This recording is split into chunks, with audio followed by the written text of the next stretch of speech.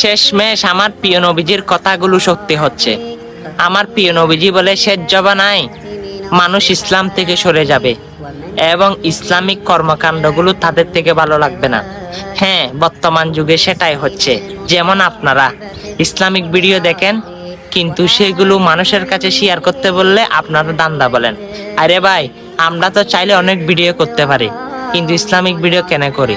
আল্লাহ এবং আল্লাহ রাসূলকে পাওয়ার জন্য। হ্যাঁ, হয়তো আপনি সেটাকে দান্দা বলতে পারেন। অবশ্যই আজকে আপনি যদি জান্নাত পেতে চান, সেই জান্নাতের দোয়াটি সকল মুসলমানের কাছে ছড়িয়ে যান।